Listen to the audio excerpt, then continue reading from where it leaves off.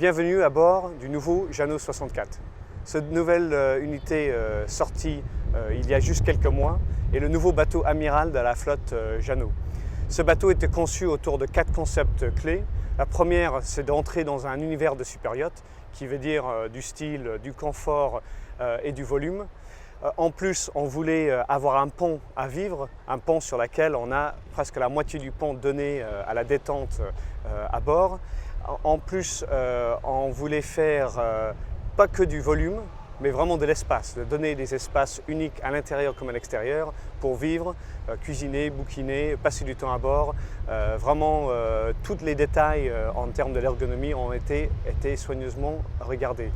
Et le quatrième concept, c'est de vraiment mettre notre engineering pour faire de la personnalisation. Alors c'est de faire un bateau de série avec beaucoup d'options, avec beaucoup de versions différentes, qui répond à la demande des clients divers et variés, mais tout en faisant ça à un prix extrêmement abordable. Nous voici à la barre du Jeannot 64.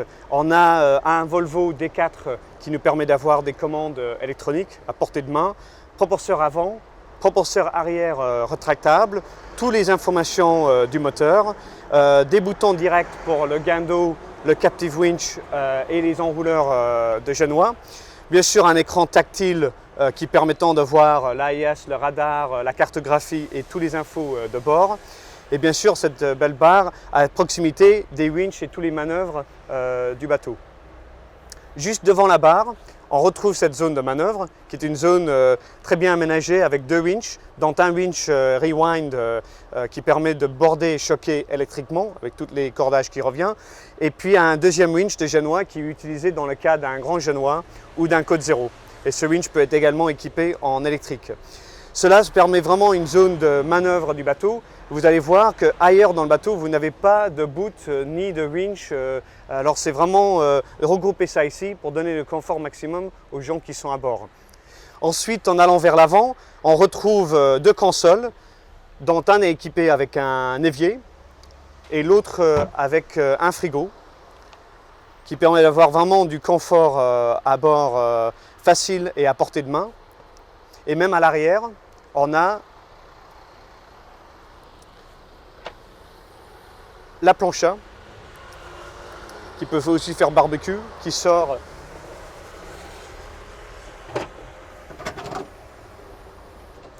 et on peut vraiment faire du cockpit comme on verra sur un flybridge d'un motoryacht ou comme une maison de vacances proche de la mer.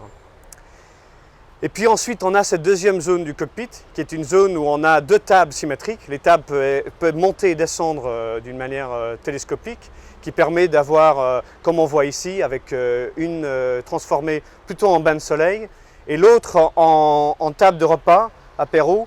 On a des chaises à l'intérieur du bateau qui peuvent être mises ici, qui viennent compléter autour. Alors si on est 3 ou 4, on est parfaitement bien assis autour d'une table. Si on veut être 7, 8, 9, 10, on monte les 2 tables et on a un énorme confort à bord, tout avec une circulation qui reste aisée, même avec des gens nombreuses à bord. L'autre chose qu'on remarque à l'avant du cockpit, c'est qu'on est très bien protégé par la capote, qui a des vitrages frontaux avec des vitrages qui s'enlèvent. Et même le haut peut s'enlever pour donner un effet cabriolet en gardant que la pare-brise. Et on a l'arceau de cockpit qui tient l'écoute de grand voile et qui permet de complètement ouvrir tout le cockpit il n'y a aucun manœuvre qui existe dans cette zone du cockpit. Alors vos invités, vos familles, etc. sont ici facilement accessibles à tous les éléments de confort et pas du tout gênés par les manœuvres du bateau qui se font par une personne de l'arrière du bateau. Et ça, c'est vraiment dans des principes clés, c'est de faire ça avec très peu d'équipage à bord et de naviguer tranquillement en famille en maîtrisant tout. À l'avant du bateau, on retrouve un très grand davier avec son ancre qui peut être à poste. On a également un système de davier basculant qui permet de faire pivoter l'ancre et qui vient loger dans ce coffre ici Dans le cas qu'on a ici, ce coffre peut être utilisé comme du rangement, comme l'encre reste à poste et fixe devant. Mais c'est un très bon rangement dans ce cas-là. Après, un très grand gain d'eau ici, et là vous voyez bien que sur ce bateau, on a équipé le bateau avec un genois à 110% sur l'enrouleur principal qui est électrique d'office, et là on a mis une trinquette autovireuse sur enrouleur qui permet d'avoir dans du gros temps une voile très adaptée à des vents au-delà de 25 à 30 nœuds qui a été bien testée lors de notre convoyage. Ici on retrouve aussi l'accès principal à la soute à voile. Cette soute peut être équipée en cabine skipper dans le cas d'un skipper à bord, et il y a un deuxième accès par la douche de la cabine avant qu'on verrait une fois à l'intérieur du bateau. Mais un énorme soute avec beaucoup de volume, beaucoup de rangement pour tout ce qu'on veut amener à bord sur un bateau de voyage comme ça. On a ici également le très grand bain de soleil avant, le roof avant, qui permet de vraiment mettre des coussins, de vivre dans cet espace. Et ça fait partie du concept du bateau, c'est d'avoir un espace devant qu'on n'a pas l'habitude d'avoir sur des bateaux plus petits. Et là, on peut vraiment en bénéficier, on peut prendre les chaises de l'intérieur, on peut mettre un bain de soleil, on peut vraiment utiliser ces espaces comme une deuxième zone de vie au port comme au mouillage. Après, on a équipé le bateau avec beaucoup d'équipements de très haut de gamme. Surtout le mât et le gréement est vraiment adapté au monde du super yacht. On voit ici des systèmes de tensionneurs pour tout ce qui est drisse de voile enrouleur. On a un système ici qui permet de tensionner les drisses grâce au winch qui est là. Et ça permet de ne pas avoir de toutes les drisses dans le cockpit. Ils sont tous logés ici, avec des drisses d'affalage qui permettent de lâcher les voiles quand nécessaire. Mais dans des cas des voiles enrouleurs comme ça, on sait toujours que c'est des voiles qu'on touche à la drisse, à la tension de la drisse, peut-être 2 ou 3 fois par an. Alors c'est vraiment très facile à faire ça avec ce type de système. Et ce type de système, c'est ce qu'on voit dans les gros yachts. L'autre chose que ce bateau a en termes d'innovation et gréement, c'est qu'on est sur un système de winch captif. On a ici un bout qui est l'écoute de grand voile qui rentre dans le mât et qui ressort en bas du mât et est enroulé par un winch en tambour dit captif qui permet avec un bouton au poste barre de border et choquer la grand voile quand on en a besoin. On voit également qu'il y a énormément d'aération et de hublot dans le bateau, que ce soit le vitrage latéral ou les panneaux ouvrants. On le verra bien sûr son effet à l'intérieur du bateau. Et là, des passes avant très bien, très larges, avec ici des rails optionnels pour le génois 110%. Qui vient avec le grand génois, et toujours le rail self-tacking, le rail autovireur ici, qui peut recevoir soit la voile principale autovireur, soit la trinquette autovireuse dans ce cas. Le garage du Jeannot 64 était spécialement développé pour loger des très grands annexes, comme on a ici. Là, on a un Williams Jet de 2,85 m. Ça permet un bateau qui fait quand même 35 à 40 nœuds, qui peut faire du ski nautique, on peut faire du wakeboard avec. C'est un bateau inboard, alors on n'a pas besoin de démonter la nourrice ni le moteur hors bord quand on veut le ranger. On a un système ici qui permet de monter le bateau à bord comme si on montait sur une remorque, et avec l'aide d'un treuil, de le faire rentrer dans le bateau très facilement.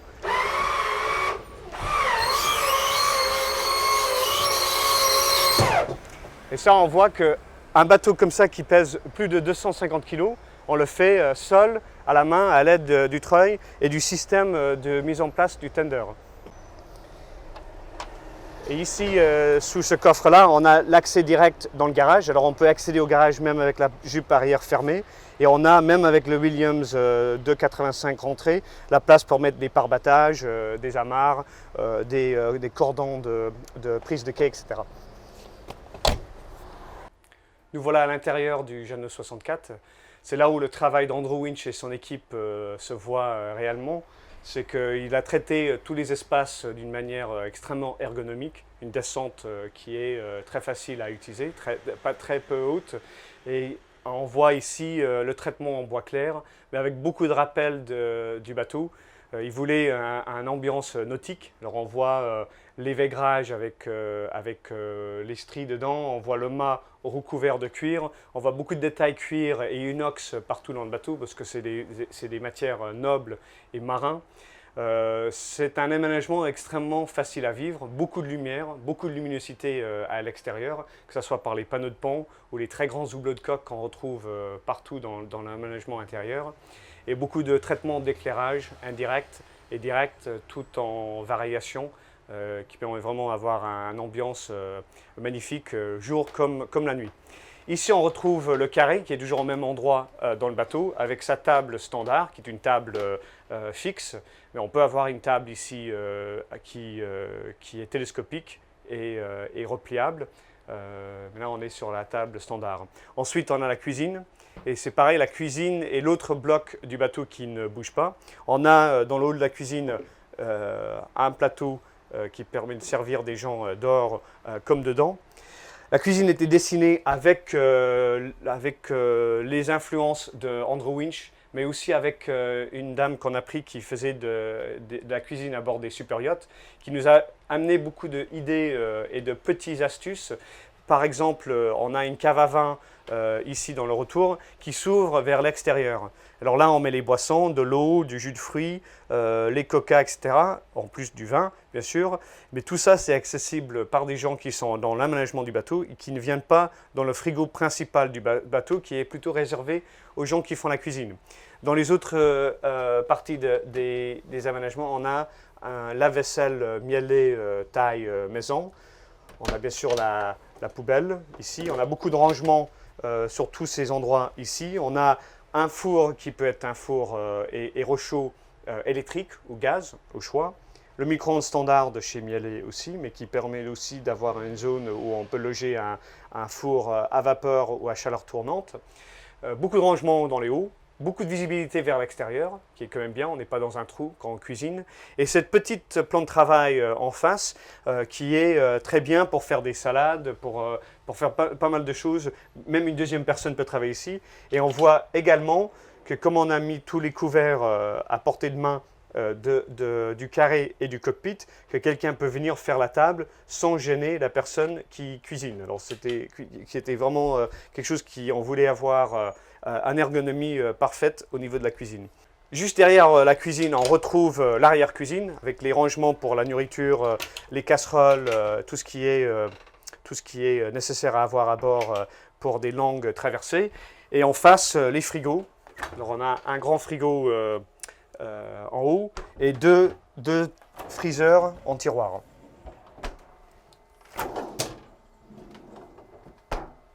Ça donne une très grande capacité, ajoutée à la capacité qu'on a déjà dans le cave à vin et ajoutée à la capacité qu'on a à l'extérieur aussi. Alors ça, c'est vraiment un bateau où on peut vivre très bien à bord.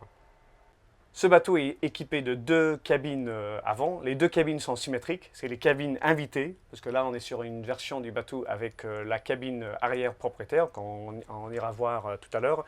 Dans les cabines invitées doubles à l'avant, on a un très grand lit double qui a du rangement en dessous, des blocs de rangement au-dessus et un très grand rangement avec des tiroirs qui sortent à 100% et qui sont refermés par des systèmes d'amortissement.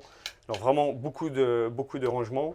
Et puis chacune de ces cabines avant sont équipées d'une salle d'eau privative avec douche séparée, WC électrique, eau douce de Syrie et des vasques en tech. Et dans cette cabine avant tribord, on a un accès, ce deuxième accès, directement dans la soute à voile. Et ça, c'est assez pratique si on veut aller accéder à des outils ou des éléments qui se situent à l'extérieur du bateau par mauvais temps. Sur ce bateau, on est équipé ici dans la partie bâbord du carré d'une table à cartes avec un bar et encore un frigo, tiroir ici, qui peut servir comme bar. Sur cette zone, on a une très grande surface de travail qui permet de mettre le petit déjeuner, les boissons du soir, etc.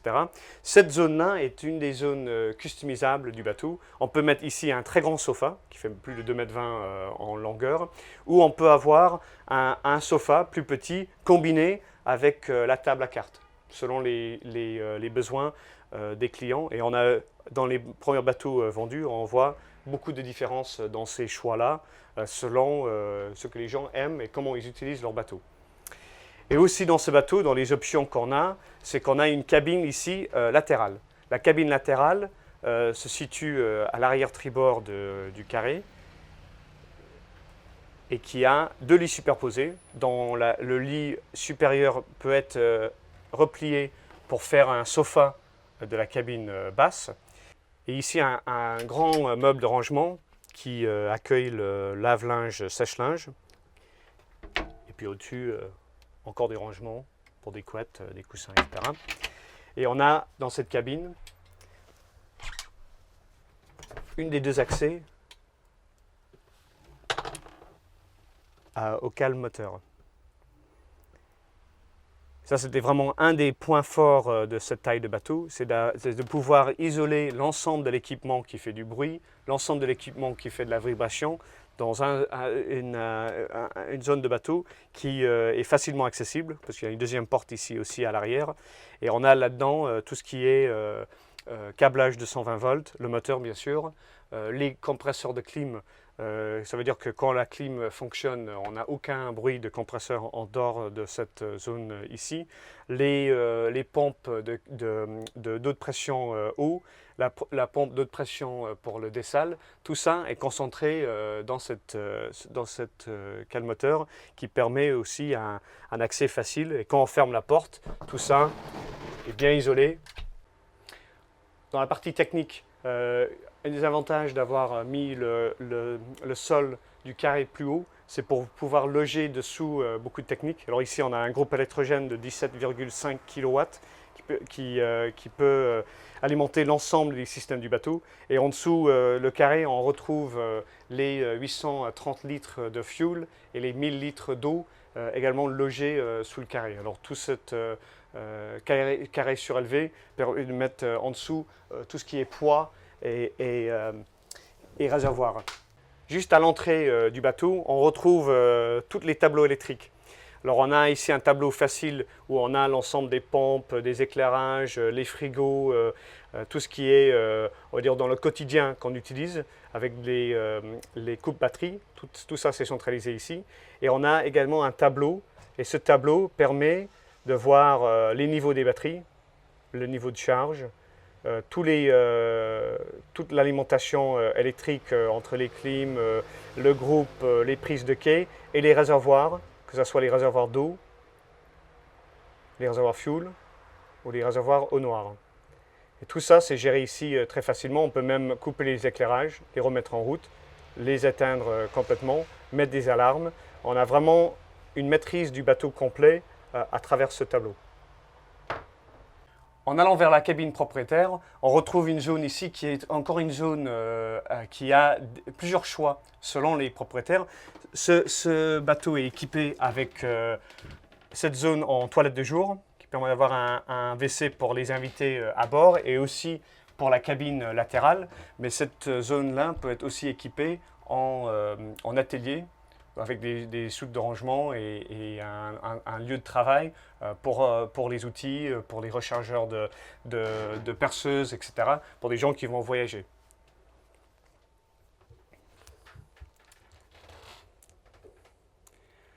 Là, on arrive dans la cabine propriétaire, qui est quand même un lieu qui est réservé à un niveau de confort encore plus haut qu'on voit dans le reste du bateau.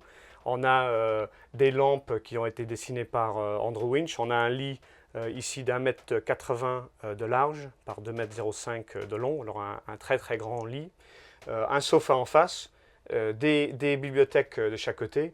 Remarquez aussi que dans ces zones-là, on a mis des prises USB.